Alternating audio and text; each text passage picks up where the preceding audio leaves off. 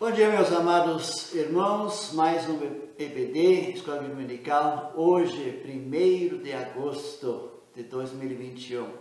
Eu friso sempre a data, que alegria começar mais um mês e estar na presença do Senhor, especialmente hoje, um dia tão especial, onde nós podemos estudar sobre a santidade de Deus. Nosso Deus é santo, santo, santo é o Senhor nosso Deus. E nem sempre é fácil falar sobre a santidade dele, porque ele é muito grande e a santidade dele é muito imensa como nós, pobres pecadores. Mas antes de nós entrarmos no texto, nós vamos ler inicialmente no livro de Levíticos, capítulo 11, versículo 44 e 45. Depois vamos para o Salmo 77 e vamos fechar com o Salmo 78. Mas vamos orar ao Senhor. Só Tu, ó Deus, és santo. Santo, santo é o Senhor Deus Todo-Poderoso. Toda a terra está cheia da Tua glória, a Tua majestade, da Tua formosura. E nós te enaltecemos. Obrigado por este momento, obrigado por este dia, obrigado por este novo mês que está diante de nós. Nós dependemos do Senhor. E, ó Pai, ajuda-nos para que nós podemos viver a Tua santidade. Como filhos Teus, possamos santificar o Senhor através das nossas vidas. E agora, através do estudo da Tua Palavra. Pelo precioso nome de Jesus. Amém. Então vamos para o nosso texto áureo. Levíticos capítulo 11, versículo 44 e 45 nos diz assim: Porque eu sou o Senhor vosso Deus, portanto, vós vos santificareis e sereis santos, porque eu sou santo. E não contaminareis as vossas almas por nenhum réptil que se arraste sobre a terra, porque eu sou o Senhor, que vos faço subir da terra do Egito, para que eu seja vosso Deus, para que sejais santos, porque eu sou santo. Assim diz o Senhor. Então o tema desta manhã é a santidade de Deus. Esses mesmos versículos, o apóstolo Pedro, ele repete na sua primeira carta, capítulo 1, versículo 11, nos diz assim: Sede santos, porque eu sou santo. O que nós podemos entender sobre isso aqui? Nós temos 3 atributos morais de Deus. Quais seriam os 3 atributos morais? Pastor, o que significa isso morais? Ou seja, é o relacionamento de Deus com o homem e o homem com Deus. Ou seja, é recíproco. É a santidade, amor e justiça. Essas duas nós não podemos separar. Ou seja, o amor e justiça andam juntos. Eu jamais posso pregar um sermão falando do amor de Deus sem falar sobre a justiça dele. Porque se faço isto, eu estou quebrando um elo do ser de Deus, ou seja, a manifestação de Deus. Mas o que está atrás disso aqui? É a manifestação de Deus em relação a nós e nós com Deus. É completamente diferente quando nós falamos sobre a onipotência de Deus, é o poder de Deus absoluto sobre toda a sua criação. E aqui Deus espera a resposta em relação a nós. Então, se chama isso atributos morais de Deus.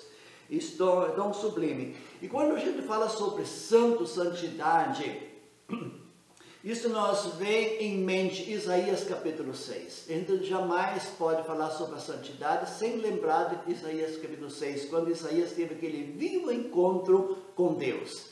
Então, quando a palavra de Deus nos diz no capítulo 6, versículo 3, Santo, santo, santo, Senhor Deus Todo-Poderoso, e toda a terra está cheia da sua glória. Que coisa linda, que coisa linda.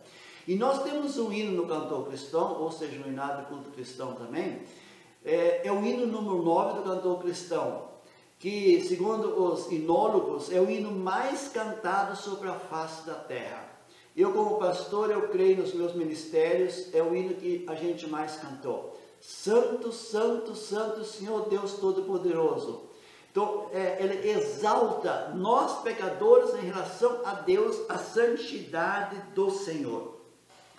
Então, Deus é santo em relação a si e Deus exige Aqui é uma exigência. E Deus exige santidade em relação aos seus filhos. Quando nós olhamos uma referência no livro de Hebreus, capítulo 12, versículo 14, nos diz: sem a santidade ninguém verá o Senhor. Então, é uma exigência para a salvação, para a eternidade, viver com Deus. Não é apenas aceitar Jesus e dizer agora eu sou salvo. Não, existem exigências e uma dessas é a santidade. Então, a santidade, ela começa onde? A vida com Jesus, ela começa com arrependimento. João Batista, quando ele pregou, uma das menores mensagens, Jesus falou as mesmas palavras: arrependei-vos porque é chegado o reino dos céus. Jesus falou também: arrependei-vos, é chegado o reino dos céus. Vamos falar todos juntos: arrependei-vos porque é chegado o reino dos céus. O Salmo 77 e o Salmo 78, nós vamos estudar hoje. Só um pequeno conhecimento dos irmãos. Nós temos no Novo Testamento 27 livros. Apenas 4 livros, 4 cartas do Novo Testamento não têm referência dos Salmos. Vou repetir. Nós temos na Bíblia 27 livros do Novo Testamento, apenas 4 não têm referência dos Salmos. 1 João, 2 João, 3 João e Filemão. Todos os outros livros têm referência dos Salmos. Por isso, os Salmos são um livro de suma importância para o nosso estudo da palavra de Deus. O Salmo 77, eu olhei na Bíblia, diz que quem escreveu foi Asaf, mas a maioria dos estudiosos diz que foi Salomão que escreveu o Salmo 77. Nós temos o Salmo 77, quando nós lemos a primeira parte, 1 a 13, nós temos, em grande parte, no livro de Abacuque, capítulo 3, nós temos uma coisa semelhante. Não sabemos quem foi que escreveu, quem copiou, nós não sabemos. Mas são N perguntas que são levantadas diante de Deus, onde exalta a majestade de Deus e reflete a fragilidade da minha e das nossas vidas. Nós somos frágeis, nós somos pecadores. E nós carecemos das misericórdias de Deus em relação aos nossos dias. Então, a segunda parte fala da memória. E sobre isso quero falar um pouquinho sobre as nossas vidas. A memória. Qual é a memória, nós como crentes, como salvos, que nós passamos para as outras gerações? Como está a sua família? Você é um crente, nós somos idosos. Onde estão seus filhos? Estão na presença de Jesus? Onde estão seus netos? Onde estão seus familiares? Aqueles que já morreram com Jesus? Estão nos céus? Você tem o prazer quando você e eu partirmos, nós podemos ver os nossos familiares, temos certeza que já nós vamos encontrar nossos familiares nos céus? Ou não temos isto? Eu quero entrar apenas um exemplo.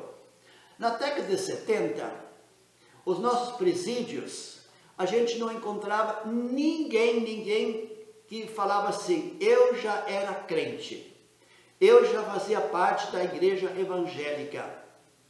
Não encontrava ninguém. Eu posso falar isso de mim mesmo. Não encontrava ninguém. Isso são pesquisas, não é minha palavra. São pesquisas. Hoje, no século XXI, quais são as pesquisas? 74% dos nossos presídios, quem está lá? Pessoas que passaram nas igrejas evangélicas. E eles falam assim: eu já fui crente, hoje estou no presídio. Meus irmãos, o que está errado? Parece aquilo que nós vamos estudar hoje. Capítulo 70, ou seja, Salmo 77, Salmo 78.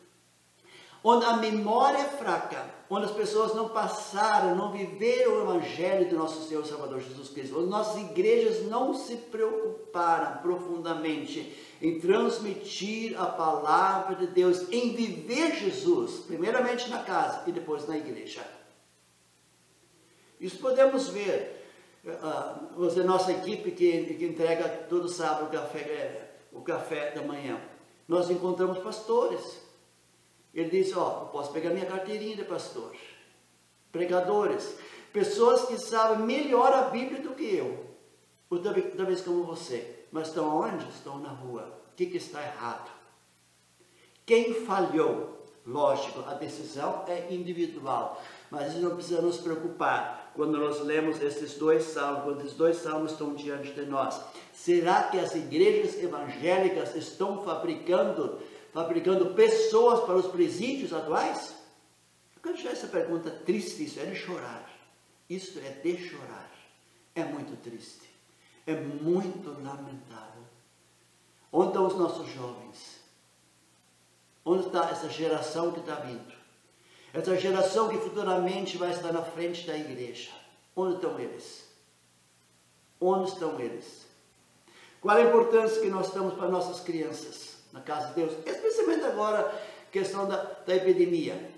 Onde estão nossas crianças? Onde estão nossos juniores? Onde estão nossos adolescentes? Onde estão os nossos jovens? Isso me preocupa.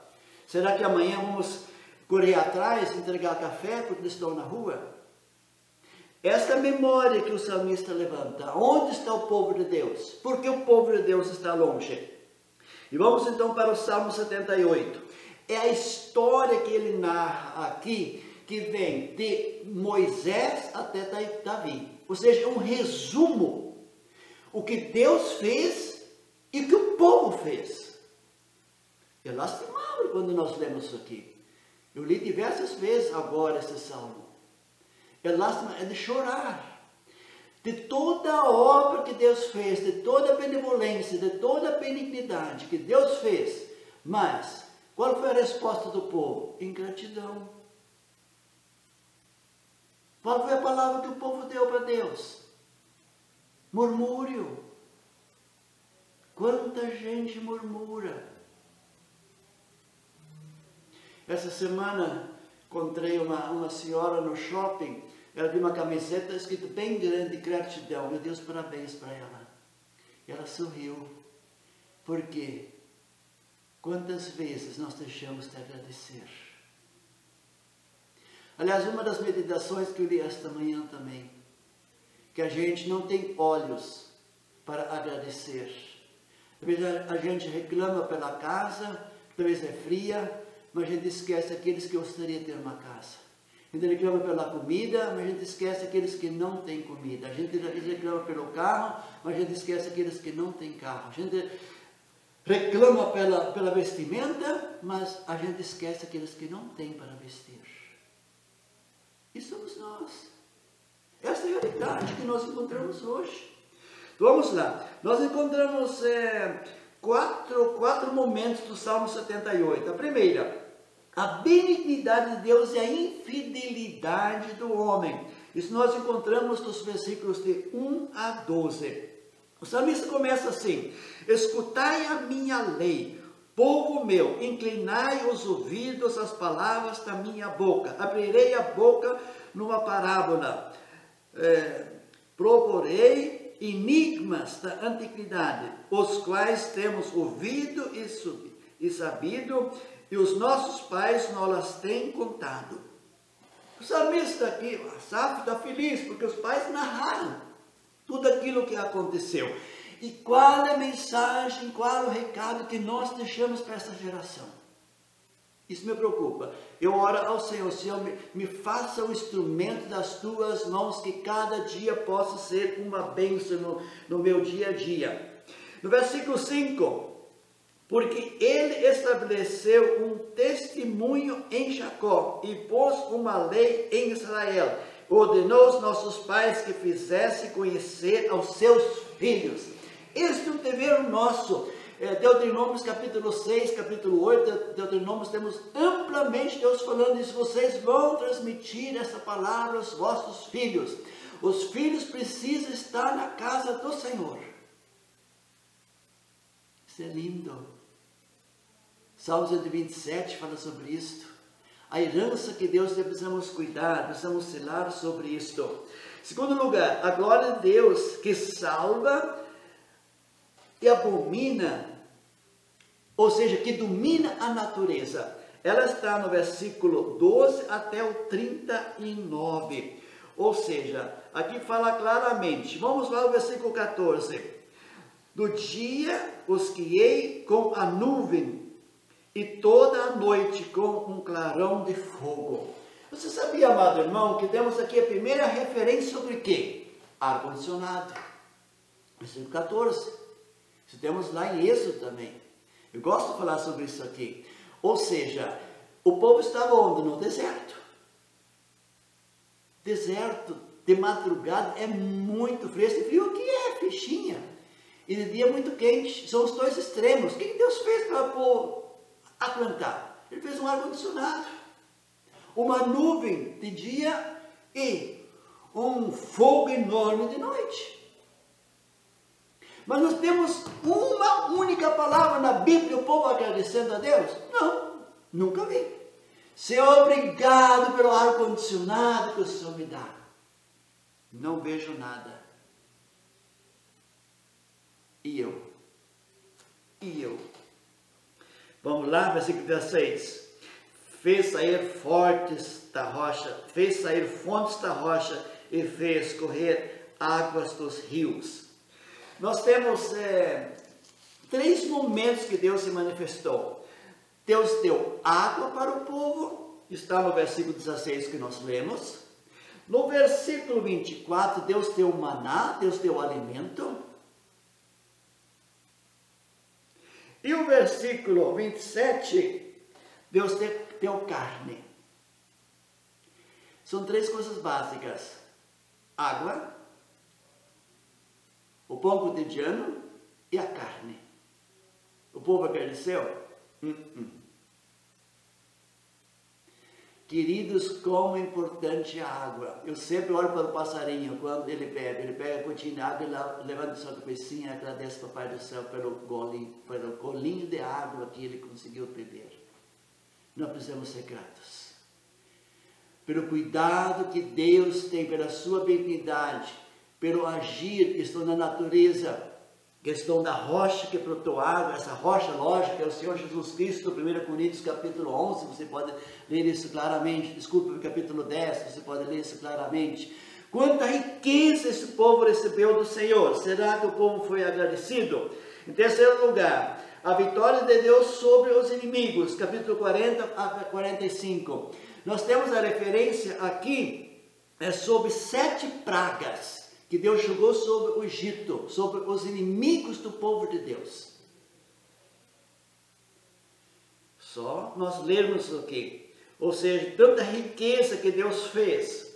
Ou seja, Deus protegeu o seu povo, Deus cuidou do seu povo e Deus castigou o inimigo. Isto se fala na questão nas próximas lições sobre o amor, sobre a justiça. Ou seja, sobre os atributos de Deus, que são 2 que a gente não pode eliminar: o amor de Deus e a justiça de Deus. Então, ele leva à memória tudo que Deus fez para este povo. E a conclusão, dá uma olhada no versículo 56. Versículo 56, o que a palavra de Deus diz aqui. Contudo, aqui nós encontramos então uma transformação. Contudo, ou seja, em quarto lugar, a punição do seu povo infiel. Quando nós lemos a história de Israel, quantas pessoas morreram? Desde aqueles que passaram no Mar Vermelho até passaram o Rio Jordão. 40 anos. Quando completou-se 40 anos, literalmente 40 anos, o povo passou e pisou na terra de Jericó. Esta é uma mensagem, outra mensagem linda, linda, linda na Bíblia sobre Jericó. O que Deus fez sobre Jericó? O que a Bíblia fala sobre Jericó? Um dia também quero ter o privilégio de pregar sobre Jericó. Quem não morreu foram as pessoas menos de 20 anos e Caleb e Josué. Os demais todos morreram. Que tragédia. Que tristeza. Por quê? Não obedeceram a Deus. Se inclinaram para os ídolos, se misturaram com outros povos, se prostituíram, mas não viveram para a glória de Deus. Não souberam aproveitar o tempo que Deus deu. Isso eu quero chegar para nossas vidas. Quando nós não aproveitamos o tempo que Deus nos dá. Nós não aproveitamos as oportunidades que Deus nos dá. Senhor, tenha misericórdia de mim para que eu tenha a oportunidade que Deus me dá, que eu possa aproveitar e falar do amor de Deus que está em Cristo Jesus para as pessoas.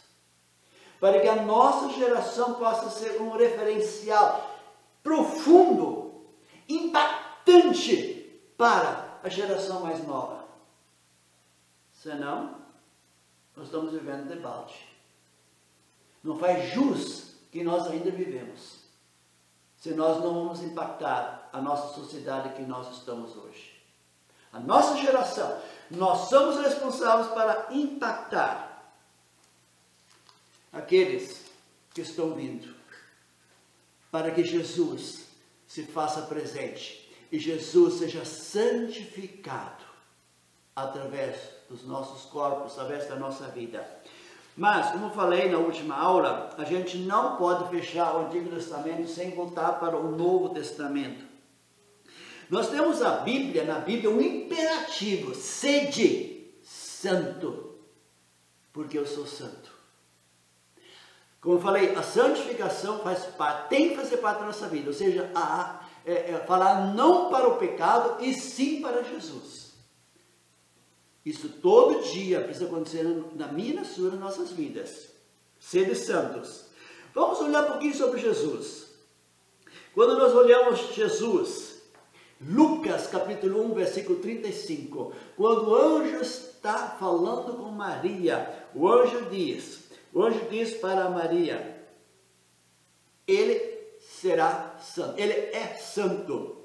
Aquele que vai nascer será santo. Quando nós olhamos em Marcos 1, versículo 24, os demônios, quem são os demônios? São essas figuras que um dia viveram com Jesus no céu, mas eles foram expulsos. Ele chama Jesus o Santo de Deus. Os demônios sabem que Jesus é santo. Será que nós reconhecemos? No Evangelho de João, capítulo 6, versículo 68, os apóstolos chamam Jesus de santo. Tu és o Cristo, tu és o Santo de Deus, nos diz Pedro, fazendo uma das mais sublimes declarações sobre o Senhor Salvador Jesus Cristo. E na sua oração, Jesus, a oração sacerdotal, em João capítulo 17, versículo 17, o que diz a Bíblia? Santificai-os na verdade, porque a tua palavra é a verdade. Jesus ora ao Pai do céu para que Deus me e nos santifique. Santifica-os na verdade, porque a tua palavra é a verdade. Nós temos duas vezes a frase verdade. Ou seja, o crente, eu e você, nós jamais podemos viver na mentira. Quem vive na mentira jamais é um santo, jamais glorifica a Deus, porque ele serve ao inimigo.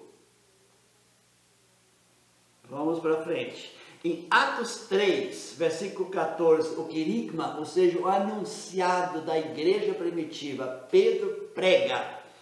Ele fala lá para os inimigos, aqueles que não queriam, ou seja, aqueles que crucificaram ao Senhor Salvador Jesus Cristo. Vós negastes o Santo de Deus. Vós negaste o Santo de Deus. Todas as cartas que nós temos, elas começam falando que nós, a igreja, ela é santa. Deus não consegue ver a sua igreja como não ser santa. Com pecados, com problemas, com dificuldades, com lutas, mas ela é santa. Ela é santa.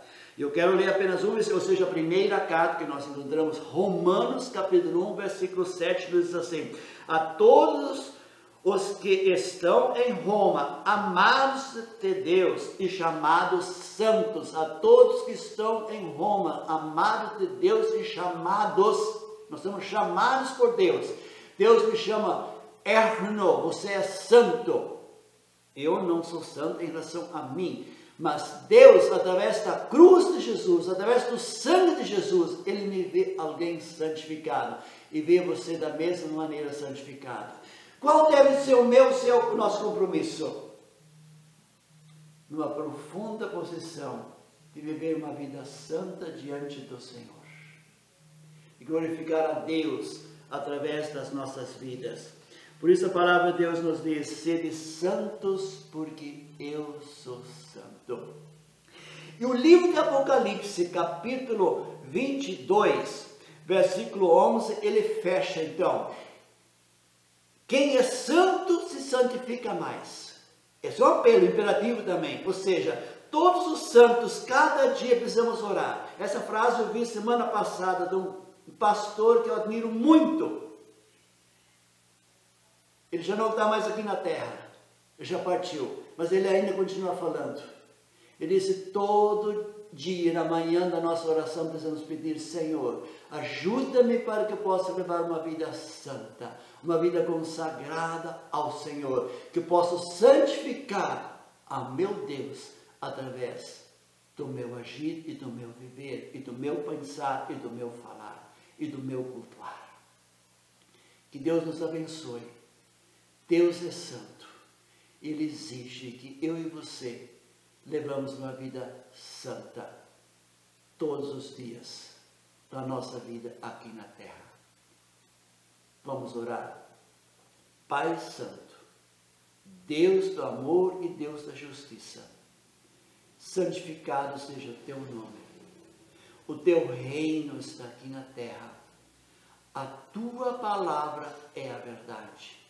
E a tua palavra venha congregar no meu e nos nossos corações, para santificar as nossas vidas diante dos teus pés, Jesus, para a glória e louvor do teu nome, e para a alegria e para a expansão do teu evangelho aqui na terra.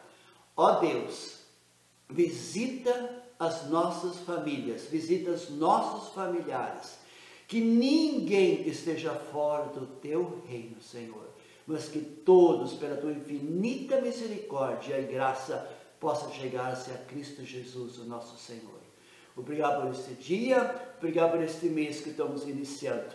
Que as tuas bênçãos se compartilhem em nossas vidas e através das nossas vidas. Em teu precioso nome, Jesus amado. Amém. Que Deus nos abençoe.